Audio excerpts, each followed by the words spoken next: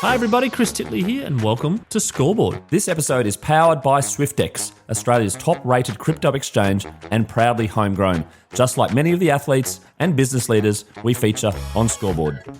Hi, it's Chris Titley here today on today's episode of Scoreboard, the podcast. I'm joined by Ian Williams. Ian, thank you so much for being part of this series. No, thank you very much for inviting me. Ian, we're here on the 11th of September on a beautiful Brizzy day. A little bit windy today here in Brizzy, but nonetheless very, very, very beautiful here in September. How's your day been? Oh, well, the 3 weeks of winter are over, and apart from the second half of a root canal earlier today. Ian, I want to go back to your early days about rugby and about sport, where the love of sport and rugby came from. Yeah, look, I was very lucky. My father was an academic, and so I actually born in Canberra, but grew up in Palo Alto at Stanford University, and we were actually lived on campus. So incredible. It's a 110,000 seat stadium that the Stanford American football team played on, and as a young kid, you go and be a bat boy for the Stanford baseball team, which is a Division I. Had all the swimming, basketball. This kind of wasn't anything there, so it was it's incredibly affluent. Area, not just the start of Silicon Valley, basically, with Stanford University, but the interest in the facilities. So there was no rugby. I did see some rugby. I used to go down and watch the college players I wanted autographs from, and they'd play rugby on a Sunday after a game. And I kept saying to my dad, "Why are they passing the ball backwards? It's so silly." Yeah.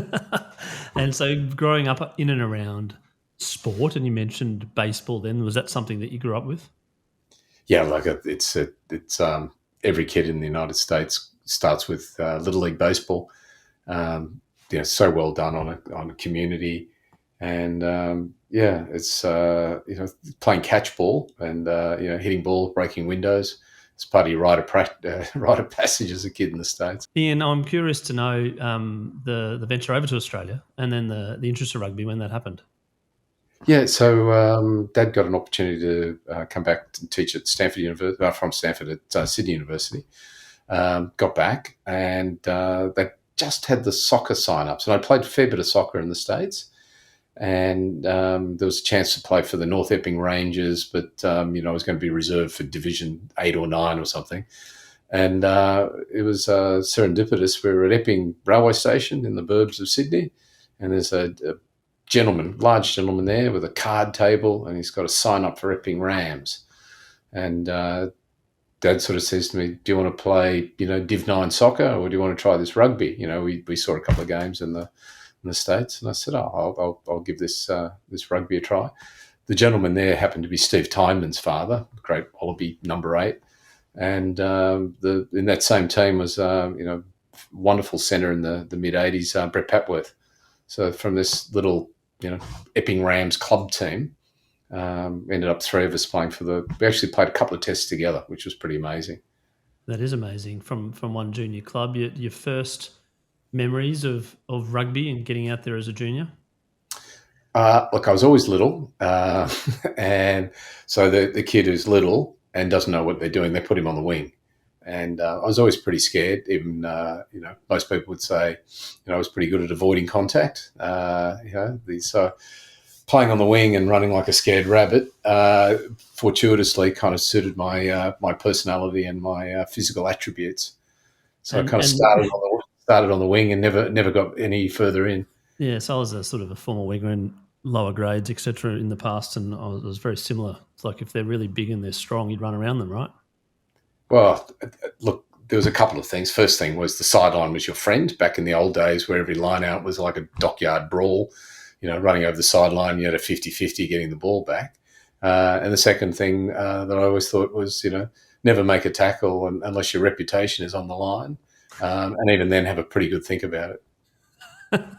And then the training and the skills around playing rugby and continue to play rugby at maybe a school level, but sparking your interest to the point where you're like, this is quite fun and I'm reasonably good at it. When did that sort of come about? Look, this is in the days of you had a summer and a winter sport. So baseball was always my major sport. There was no real overlap. And, played in the New South Wales under sort of 13s, 15s, 17s, 18s, and then got right through and ended up playing the Australian under 19 team. Went off to the World Championships when I was in high school, and then rugby. Well, you need to do something kind of during winter. But even though when you look on the face of it, rugby and baseball are quite different. If you're playing on the wing, there's a lot of high kicks, and the high kicks actually, being able to kind of run backwards, turn and run, is a bit like playing in baseball. There's a lot of hype, as to play in the outfield. So there was that kind of being able to keep your eye on the ball, run backwards, catch the ball above your head, or get your arms up. And look, I was very lucky in that. Steve Timon went to a different high school, but Brett and I both went to Epping Boys High, one of the, at that stage, one of the really strong government rugby schools. And he was a genius. Like, people up here love Michael Liner and the whole Michael Liner story. And obviously Tom coming through, people are reliving a lot of the genius of Michael. But at that level, Brett was sort of regarded as good or better than Michael. And I just had a simple strategy: just be the one outside Brett. And he had they have tape of him just sort of jinking through and beating 5 or 6 people in All Black tests. That you don't see that kind of stepping these days. The defence is obviously a lot better. And my job was just to hold my pace, wait till Brett had stepped about 5, and get the last pass and zoom in. And so people say, "Oh yeah, that Patworth's a genius. The kid outside him can run." And so there you go. Good strategy. Smart. And the good thing is Brett was a lazy trainer. So I was like, I didn't like playing with Timmy Horan because he'd step through 5 or 6 and then run the last 70 metres himself. Brett could only run about 20 metres, and he's looking for someone to finish it off for him. and then obviously you're well known for your pace and your speed. When did you sort of start feeling like you were faster than the other kids, and how did you train for that? Yeah, no, I was I wasn't even the fastest at school all the way through, and then I got to about 16 or 17, and I really was short and skinny, and those days you don't have all the food supplements, and there was a couple of lamb chops and no weight sessions. Frozen mixed veg all boiled up like we all had, or some sausages and stuff. But I went from not being the fastest at school at sort of 16. And by 17, I was Sydney School's 100, 200, 400 metre long jump champion. So something happened. They would have drug tested you these days. But look, the other thing in rugby is track speed's helpful, but it's actually not it's quite a different speed on a rugby field is quite different from track speed. The track speed will help and inform your rugby speed, but it's that holding of the pace. It's the sort of the ability not to get offside, to hold your depth and then accelerate. Yeah, and the 100 and 200 and long jump as well would put you in good stead. You remember some of the jumps you made and all the times you ran back then? I wouldn't, because it's forever ago. But I was going through some old scrapbooks, and there was this yellow newspaper clipping from the Sydney Morning Herald, and I ran 10.83 in the 100. And 21.93, I think, in the 2. Oh, you broke the 22 barrier, eh? Yeah. So, these days you look at young Gao, just think it would have been like you're at the starting blocks by the time he's finished. It's sub 11 seconds. There you go. Like that's in its own right pretty incredible. And then playing rugby and then starting to get picked in some teams, I suppose, and then moving your way up the ranks. Was there a sort of a goal when you're sort of moving up, or that you wanted to play for Australia? No, look, when you're playing around this kind of the Steve Timons and Brett Patworths, and there was a couple of brothers called the Burke brothers who ended up playing for Australia, Brad and the original Matt Burke, who really truly were geniuses. David Knox, there's a lot of talented, and I just never thought I was anywhere near that level. And it was and when my career sort of ended up in Japan, but when I was last year at high school, the Japan schools toured Australia, and they beat Queensland by about 50. They beat ACT, and they played a game against Sydney, and it was a Sydney. I think it was just a representative team, so they sort of took the kids from year 11 from the year before that had a bit of talent, put them all together. We ended up beating them, not by much. down at Coogee Oval. But I scored 4 tries, and I got a bit of a write up in the paper. And then before too long, I'm in the New South Wales schools team. And you go down to Melbourne, and there's Cameron Lillycrap and Peter Jackson and Greg Martin and all this.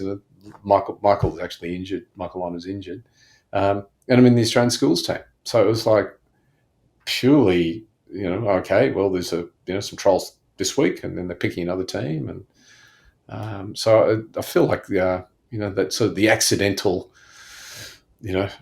Went from having no ambition about it to someone saying, "Oh yeah, you should be. Yeah, you'll make the Australian schools team." Yeah, right. And then from that sort of, I mean, it wasn't a professional era, so there's a little bit of a difference in era as well, I suppose, from that point of view. But to the point where you got the little bit of self-confidence and belief that you probably could be good enough to play for the Wallabies. Do you remember that moment, the sort of the phone call? Yeah, look, it was kind of, we had, I mean, that sort of, it's a long time ago, 81, 82, was undefeated, and it had followed 4 years previous from the undefeated team that had launched Tony Melrose and Wally Lewis and the Melrose brothers and Michael O'Connor and Michael Hawker, this sort of great side. So you're kind of, following the footsteps of greatness. But they had that 81, 82 Grand Slam. Well, it wasn't Grand Slam, but potentially the Grand Slam, which was the Wallaby side that had beaten the All Blacks in 79, beat them in 80, had beaten Wales. They had great hopes, and they were a bit unlucky. They had a miserable weather, and Paul McLean was a wonderful goal kicker, kind of missed everything. They scored more tries than everyone else, and they ended up winning one of the 4 tests. And it was, I think, when I chat to those guys, they're probably still in therapy. 40 plus years they couldn't, and so I was seeing them thinking, oh God, how we can do better than that. You can kick the ball and you can run the ball in the wet. So there was a sort of like, there's not that much of a gap between us and them. A bit unrealistic at the time. A bit of self-belief there, and thinking that actually you're good enough to play at the highest level, and then you're making your debut against Argentina. Do you remember, obviously there's a bit of YouTube floating around with that, but do you remember the actual day in itself? Yeah, look, it was within a couple of years, and I missed out on the Grand Slam on the selections, and I was quite disappointed. The tour squads were a lot less, so you tended to take 3, and then the 4th winger is a centre who's always centres tended to be more talented than wingers in the selectors' minds anyway. And I'm sitting up, and it was Brett Patworth's 21st birthday, watching England on the ABC, Gordon Bray calling it, and Brendan Moon breaks his arm, and it was just the moment. It's like, wow, I'm in the standby, and these days you get a text messages within 10 minutes, get your gear together, but it takes a day before I get a phone call, and I'm like, oh my, I'm there. I'm away. The only problem is I was at Sydney Uni Law School. I had to do an exam. I did this exam, failed it miserably, hopped on the plane, couldn't have cared less, headed off to the UK. So I had this sort of run, be part of the Grand Slam Wallabies. That's incredible. And a couple of years later, we have a full tour of New Zealand, beat New Zealand in New Zealand. And I'm on the bench 4 times, 5 times in that period, never get a run on. And it just goes on and on and on. I'm thinking, how many games am I going to play for Australia without actually getting a test? And these days it's you represent Australia if you're a test reserve or you've been in a Wallaby tour squad. But there was this, it was a big match. You got a cap or you haven't got a cap, and everyone kind of knew it. And the celebrations and all the things to do with the Wallabies, but being part of them and not actually playing a game, it probably did eat away at you a little bit. Oh, it was like, it felt like you were like a commentator. I was there when we won the Grand Slam, there when we won the Bledisloe Cup, and then people say, "So, what was your role in all that?" And they go, getting some cold drinks for people. That's right, being the chaperone, maybe. Yeah, so I mean, a wonderful, incredible era, and probably, other than the 2 World Cups, they're the kind of signature moments in modern rugby for Australia. So the pent up frustration, you got the call up, right? And you didn't disappoint. How did you feel after your game? I mean, that score in that first try. Yeah, that was pretty nice. And look, to get I always laugh, the first touch in international rugby, have a try against Argentina, and then years and years later, I'm playing a test for Japan. My last touch in the 78th minute was a try in the corner at Cardiff Arms Park. So I thought the start was terrific, the end was terrific. Don't need to think too much about what happened in between. There you go. And then like some of the battles, New Zealand, Argentina away. Do you want to describe some of them and the memories that you have from that now? And there's intense battles when we've just gone through one with the Lions, etc., where the level of intensity and competitiveness is extremely high. But I'd love a bit of a glimpse into your life about what you thought was a good battle, who the good teams were, and some of the fears.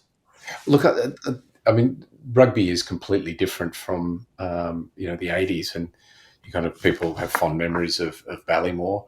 Ballymore probably, I don't know, maybe 15,000, 16,000 at a squeeze. Concord Oval, was the host ground for the first World Cup. It seated maybe 18,000. So that they're not great grounds. So I always I loved when you go to Cardiff Arms Park and they're singing, like that's special. You go to New Zealand and this is a bit of a joke, but the lady serving breakfast will come over and tap one of the test props on the back of the head and say on the shoulder and say, hey, just on engagement, you haven't quite got your angle right there.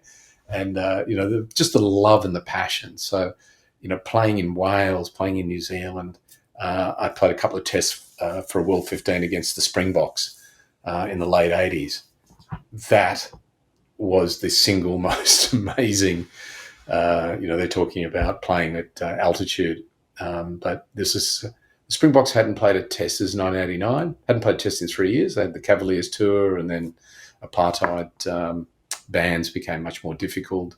But this was to celebrate 100 years of South African rugby, sanctioned by the International Rugby Board, so it was kind of in a different category to a national team. International team runs out, and it's a mixture of France, the best of the Lions, the best of Australia. The All Blacks didn't participate. A really good side. And there's this sort of deafening silence. And then it sounds like a jumbo jet has just gone over the stadium. But it was the Springboks running out, and 70,000 mad Springbok fans haven't seen a game and they all want to see the world's best get crushed by the Boks, so that they can. Well, there's no World Cup without South Africa in it, and it sort of reverberated through your whole chest cavity, and you think that is an experience you can't have in Australia. There's just not the passion and the population of rugby people. Ian, I'm curious to know. You mentioned Japan. Where did that connection come from, and how did it come about? Yeah, look, it was a bit of a path that some of the other Bill Carcraft, Bill Campbell, to take a year out, do some postgraduate study at Oxford. At that stage, playing in the Oxford-Cambridge game, you had sort of half a dozen internationals on either side, 55,000 people watching a varsity match. So, kind of at the same time, we're getting 20,000 to a test match in Australia. And totally by chance, Oxford had a pre-season tour to Japan. And so we finished the domestic test season, flew up to Japan. We played, I think, 5 games, final match, playing a test match against Japan. And the sort of starting team were Oxford, David Kirk at halfback, World Cup winning captain, Brian Smith, just, current Wallaby. Di Evans had played in the centre for Wales. Malcolm Brown had played for Western Province. Like, it was an unbelievable sort of Oxford team. Played some games there, and the manager of the team was an ex-Kobe Steel employee, and the president of Kobe Steel was a kind of mad rugby guy, and he had this idea that rugby players needed to be intelligent. So the idea of recruiting Wallaby Oxford graduate would bring some promotional benefit that and strengthen the team. And these are in the days we were getting, I don't know, it must have been about £12 a day, English pounds on tour. And by that stage, I was a first-year banking lawyer. I think I was making $27,000 at what's now King & Wood Mallisons, one of the great Australian law firms. And he says to me, "So what are you making?" And I was really embarrassed that I was, only making 27. And I thought, oh, yeah, look, I'll bump it up a bit. So I say 30. He says, probably honed my negotiation skills a little bit over the years. And he says, I double it. And I went, 60 grand, like 60 grand, that was quite a lot of money. And I said, oh, okay, how about, when I go on a Wallaby tour, I get selected. And he said, oh, that's a business trip. We'll pay you while you're away. And it was so bad in the late 80s. We went to France in 1989. Half the team withdrew because they couldn't afford to go financially.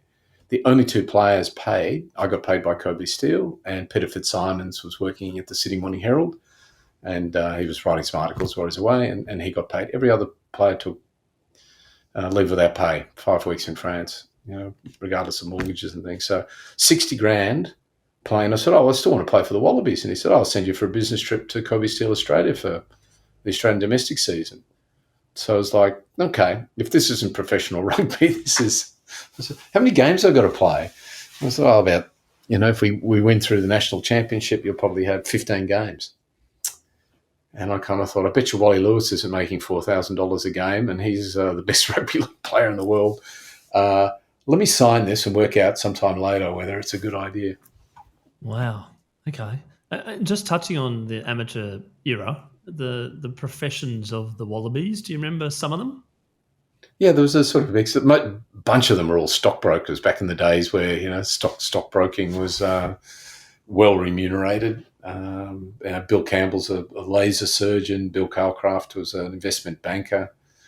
Simon Poiterman was in investment banking. Nick Farr-Jones was a solicitor. So, it was again, it was always, you got to get educated, and then rugby is your hobby. And you got to, some of the guys are, the equivalent these days is everyone's in property, every ex-rugby player. Yes, and the Japanese experience, and then becoming eligible to play for the country. Yeah. How did that come about? Yeah, so it was the great hidden secret of World Rugby. So as you're saying, 20,000 in an All Blacks test. The same year, the Tokyo Olympic Stadium had 60,000 people at the All Japan final, and regularly had sellouts of games particularly the university games are extremely popular. So it's like, wow, I've stumbled onto this. Financially, it's really attractive. Physically playing against people about the same size, so I felt like I was robust for the first time in my, and I managed to move into outside centre. So that was kind of cool. And the standard was pretty good. So, the Kobe Steele team came out, and, on tours after that, we played Queensland Uni. We beat Queensland Uni when Peter Slattery and Mardo and Cam Lillycrap and Andy McIntyre. So, four Wallabies, beat them down at St. Lucia one night. So it was actually quite good, but just, the world wasn't globalised yet. Mm. And during that period, you picked up the language? Look, I did accounting and law, and so I didn't have any aptitude for languages. And you kind of think, oh yeah, I can get by. And then you realise, particularly where I was living in the west of Japan, in Kobe, Osaka area, people can read English well. They've done it all the way through school. No one has ever spent time with native speakers, and the ones who had an ear for American English rather than Australian English. So there's a pretty big incentive, and the side of that I kind of forget is I was living in a 6 tatami mat, and a tatami mat is 1.8 square meters, so a 10.8 square meter room, 600 people, one toilet shared between 25, hot water only at night. No hot water in the mornings. So if you wanted to have a shower or a bath or whatever, that wasn't possible. And rugby training finished at 9, and the in-house cafeteria finished at 9. So you kind of, it's different too. But I had to work every day. And I thought, okay, here's at the time, the second biggest economy in the world. Learning the language, understanding how Japanese companies make decisions, what's the real way in which business is done. It was a kind of really unique opportunity. Was there a moment there, I suppose, when you were getting paid as a rugby player and then living almost like a backpacker, that you felt like there was a little bit of an oxymoron? Yeah, I was going to say, if people say you're underliving, there was a bit of that, and I won't say it was like a backpacker because there weren't any nice Scandinavian. But Scandinavians. more so, I'm one of the highest paid non-paid rugby players in the world, and I'm living in a little shoebox. Yeah, look, it was crazy, and I had some success there. We ended up winning. I think I played 104 games. We won all of them. Like, it was incredible. Oh We won wow! You're like undefeated, literally. You never lost a game. yeah, so we won 7 championships in the end. And my salary kept sort of going up, and I love baseball, and they had a great story they tell about Babe Ruth, and when he was actually playing for the Red Sox, and they said, how much do you want to get paid? And he says, I want to get paid, and it wasn't $1 million, but at whatever. And they said, that's more than the president. And he said, yeah, I'm playing a bit better than him. I've had a better season. That's a good So question. I ended up getting, paid very well. And the joke I made about Wally Lewis, I think I don't quite remember the timing, but, obviously superstar at State of Origin, superstar with the Broncos. It's probably Wayne Bennett. He's been around for sort of successful forever. And I think he cut him. And did he go down and play The Gold Coast. But it might have been, the way I remember anyway, Australia's first six-figure rugby league contract. Yep.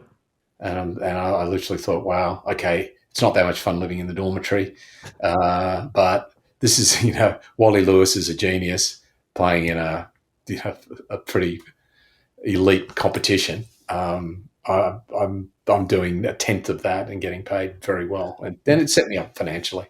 Yes, yeah, and the business relationship between Australia and Japan, you're very well known and very well connected to that. That all came about through that connection with the Kobe Steelers and the president and a few different things. And how was life in Japan during the early 90s from a business point of view and your curiosity, I suppose? Yeah, look, it's interesting. So my first contract ran for about 16 months, and I didn't understand why a contract would finish on the 15th of January. It's an odd, usually a financial year, a calendar year. It was only later I discovered the 15th of January was the All Japan rugby final. Oh, So right. if we lost, or they had their option to kind of not extend or chop me. In the first year I was there, we won this game. We thoroughly getting flogged, but we managed to sort of crawl our way back. And you can't say something in the 43rd minute anymore because they record time properly. But the mystery of the old rugby, where how long's the referee, injury time, how long's it got to go. But it was a sort of famous game where I got a sort of 70-metre runaway try in the 43rd minute, and we were behind, and we win 18-16. And I went from thinking this is my last game in Japan, I'm heading home, to being on Japan's equivalent of the Letterman show and Jay Leno and doing these interviews in Japanese. And I thought, okay, wow, okay. The Australian economy has just died, I guess, about October 90. The bubble burst in Australia. The bubble was still going in Japan. It took about another year for it to here I am on the Jay Letterman show. I should just hang in here. And at that point, I just thought, oh, look, I'm just going to play my rugby career out here. And you're harking back to your earlier question. Back when I was at that time, if you were a resident for 3 years in a foreign country, notwithstanding you'd represented another country, you were able to play. You got the stamp of approval. There you go. Yeah. So I guess I was about 30 at that stage. Missing international rugby. They said, hey, we've got a tour to Wales. And I thought, wow, test match at Cardiff Arms Park. How good's this? It's a business trip, Go back to the tax expense. Yeah, I've got to say, having said that, being in the valleys of Wales in the middle of winter in the pouring rain, holiday, it kind of wasn't that much fun. But it was true honour to have a chance to play for another nation's. The only embarrassing moment was, though, we were all lined up at Cardiff Arms Park, and the beautiful singing before the game. And I said, now we'll play the national anthems. And I was like, oh, okay. Yeah, okay. And for some reason, I'm thinking, like, that's Australia fair. Yeah, terrific. Got the hand on the heart. And it's they start playing Kimi Gayo, which is this very somber. It's basically an ode to the emperor. So the only time you hear it was in movies set before or during the Second World War. And I'm thinking, yeah, this is a bit embarrassing. I hope the camera doesn't pick up the fact that I don't know any of the words to this. And I kind of look around and realise, none of the Japanese guys are singing either. So you didn't mouth something to sort of move your mouth a little bit, kind of. Is he singing? Is he not? Yeah, interesting. Yeah. Okay, and you played 3 games, is that right? Yeah, so they had a few tour games and then the one test. Yep. And, but so we get to Cardiff Arms Park, we win the toss, we kick off, Wales knock on, happy days, scrum down. Our scrum goes up like a can of soft drink that's been left on the front of the car. Ball squirts out. Yane Evans, the Welsh captain, scoops it up, runs down the sideline, scores in the corner. Kind of look up and go, oh yeah, 23 seconds gone. We're down 4-0. And at one stage it got to 50-0. And I'm thinking, man, this is a bad day in the office. And but anyway, we got a breakaway, and I got my try in the corner to make it 50-5. And you're getting a flogging when the next day the Times newspaper has a beautiful photo, and it's got the referee putting his arm on my shoulder after I score. And it's like, when you see the under sevens where they've gotten beaten 112, but someone's got the 5, and the ref's sort of giving the kids a pat on the shoulder to say, well done. I thought, yeah, probably shouldn't do this again. And after 7 years of being undefeated in Japan, you probably weren't used to losing. It's a different. I mean, the level of rugby in Japan now is sort of unbelievable. But it was on the way. It was starting to get. I guess I went. There was sort of some success there. Other people heard it. So when I got there, I think I was the only kind of all black Wallaby, English, UK. There must be 300 now. Yeah, just every team is full of the world's best players.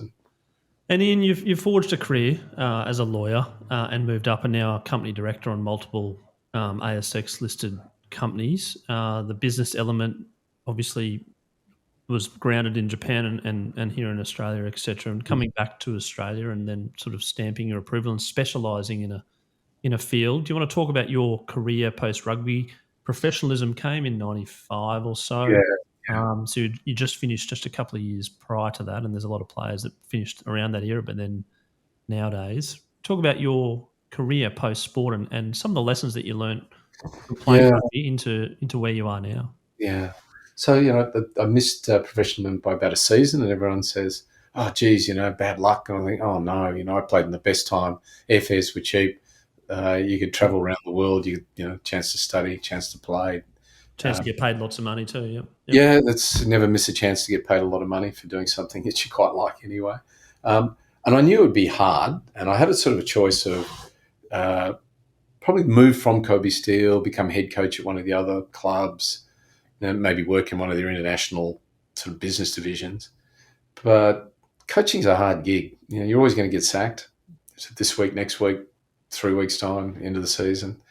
And I kind of thought, oh, well, look, I'm better off going home, and then I've got a little bit of notoriety or recognition in Japan, but I don't have a core skill. I've got education, but I haven't actually got any practical experience.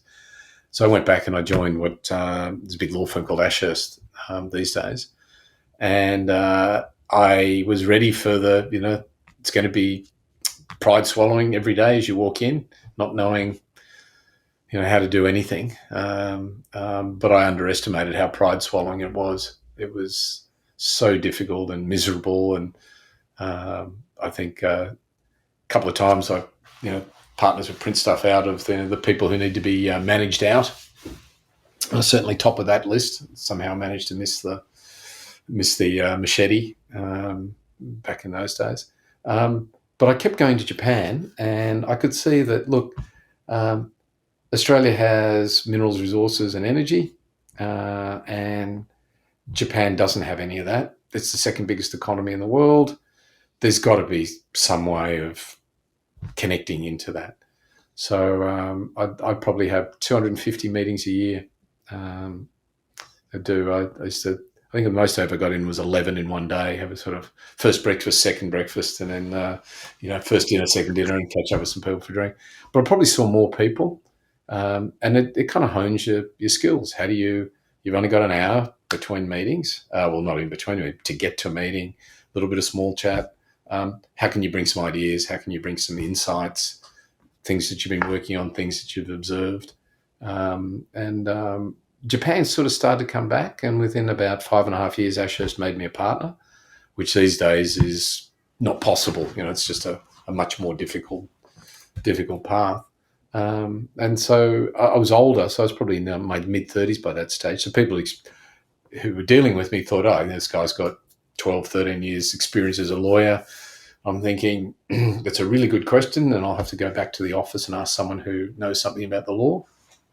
But it was, working with Japanese trading houses, working with, I had a great run. I did all of Kirin when they bought National Foods and Dairy Farmers and Lion Nathan. I tried to take over Coca-Cola Amatil. And I was just in that sweet spot of I was the only partner at a major Australian law firm that actually worked for a Japanese company. And so that was the kind of pitch of like, I've had the chicken curry rice in the company cafeteria. I've slept in my 10.8 square meter room. I'm one of you. That didn't resonate with everyone. I built a 20-year partnership initially at Ashurst, and then later at Herbert Smith Freehills. And it was very, very good to me. And then later in my career, I had a chance to spend time acting for Australians dealing with Japanese, and kind of half legal, half commercial, half sort of trusted advisor. This is, if you want to do it, this is how it'll play out. Fantastic. Ian, is there sort of a party trick every now and then when you're talking to a Japanese person, they're talking about rugby, and you say, oh, I play for Japan? And they go, no. Well, this is bizarre. So, I had about 8 years, I guess, in a Wallaby jersey. Played 44 games. There's, I think two clips on YouTube that someone's kindly put up. By and large, vanished without a footnote.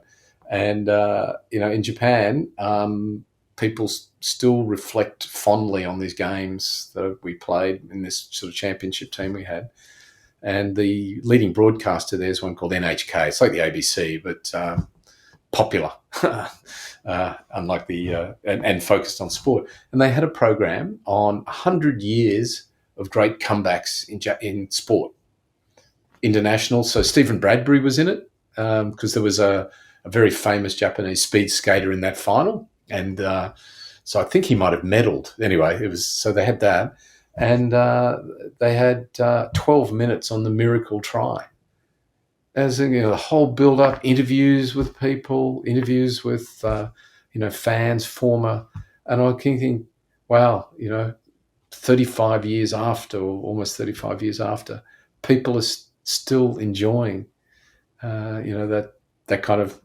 It was a romantic moment to sort of not look like we were losing the champion team, and then sort of pick ourselves off the canvas and somehow sort of get there.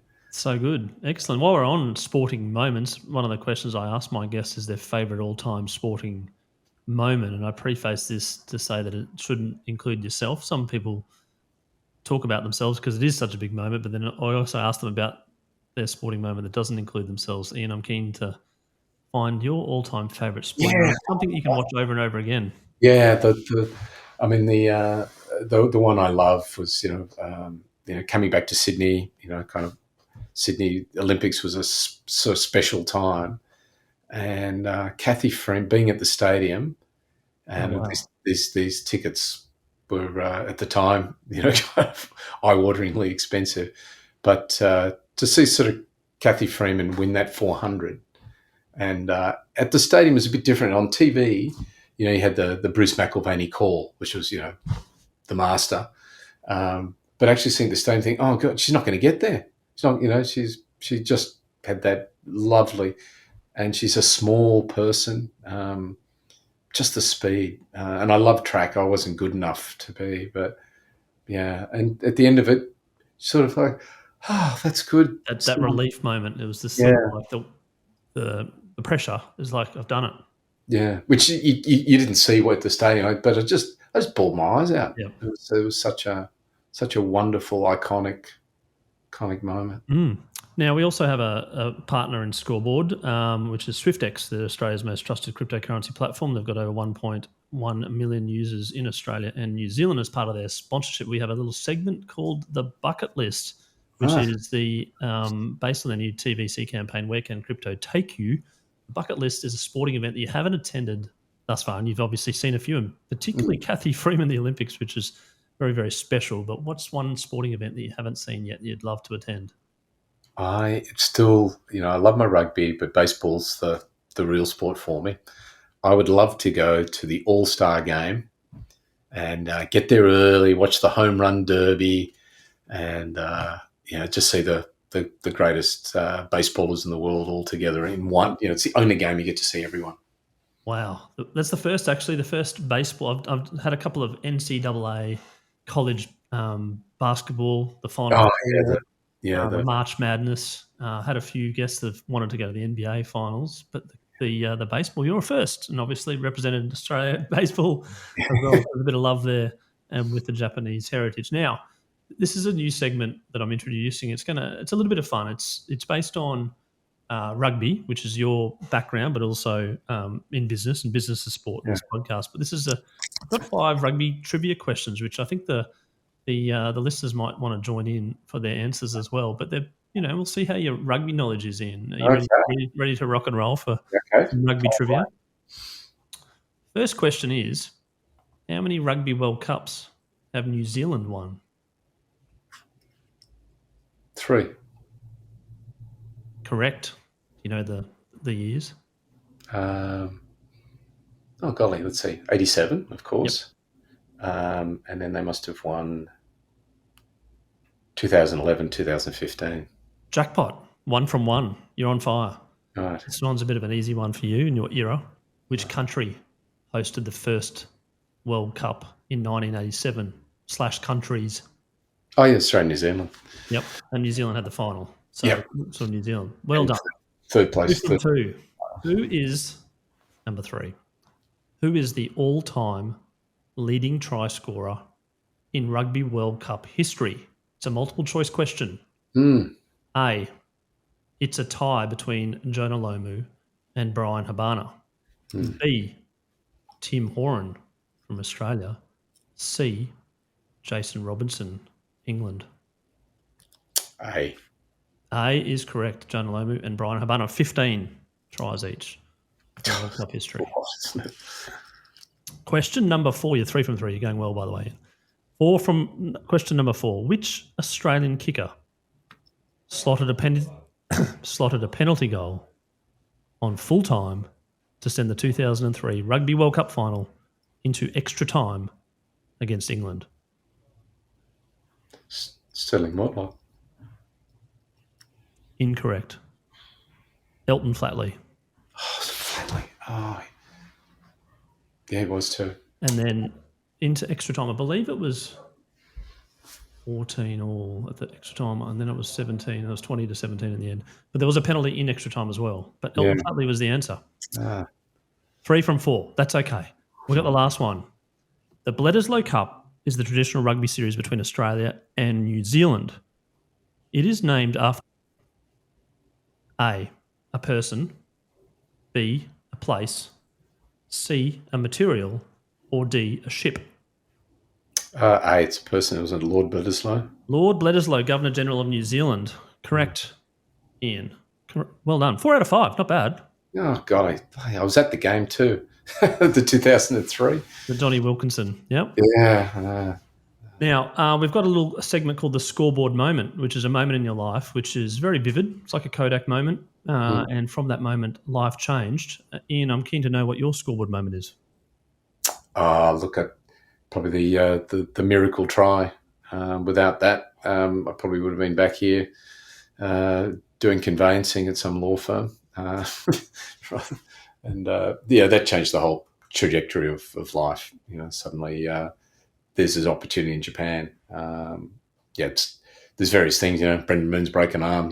But the miracle try was there's this bit like REM when they had before was it Finding My Religion.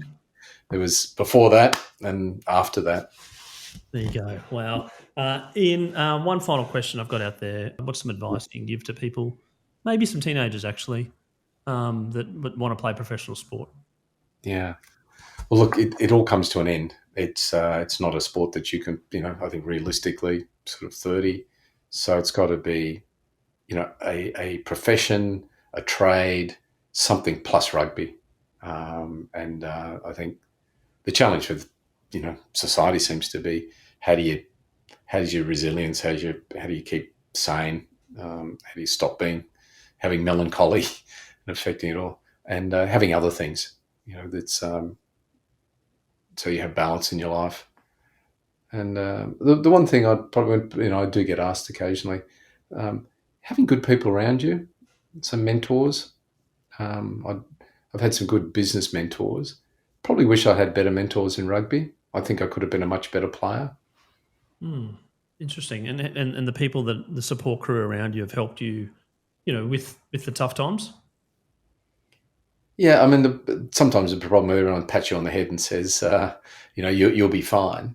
But often the things that have really stuck with me is someone I know, but not particularly well. It might be just an insight. And there was one. I got dropped. I was always getting dropped from New South Wales. Every time New South Wales lost the game, they drop a hooker, a second rower, and a winger. They had to make some changes, and I think it was in between. Sort of slightly out of favour. And there was a famous Australian coach called Dave Brockoff, who was using his own language, as mad as a cut snake. It was when he'd been there like sharks in muddy water, dockyard brawl. Had all this great. And I don't think he knew anything. He was a forward himself, and he was more of a motivator than a technical guy. And I was feeling a bit miserable after one of the games, and he came up to me and goes, "What's wrong with you?" And I said, they just dropped me. They say I can't make head-on tackles, and 75 kilos. I'm not going to make too many head-on tackles. And he said, "Forget about all that. Don't listen to that." He says, "When I see you play, when the ball comes in your hands, I want you to be lightning. I just want you to pin your ears back and do what you do best." And it actually changed my whole thing. Instead of worrying about what I wasn't particularly good at and really was probably never going to be that good at. So it's just a small example of sometimes people can bring an insight that people close to you can't get, and you certainly can't get yourself. And it's maybe obvious, but you can hear it sometimes better. So it's good to have a range of people around you. That's a really good answer. Like the bit of an outside perspective every now and then always helps. Some good advice to finish. Ian Williams, thank you so much for being on Schoolboard, the podcast today, to share your journey from the US to Australia, to Japan, back to Australia, and the impact that you're making now with the Australian-Japanese business community on the boards that you sit on. Congratulations on your career, and a bit of storytelling there with all the rugby stories during the 80s and early 90s. And congratulations on your successes thus far, and all the best, and looking forward to support where I can. Oh, thank you for the opportunity to share some stories from the Jurassic period.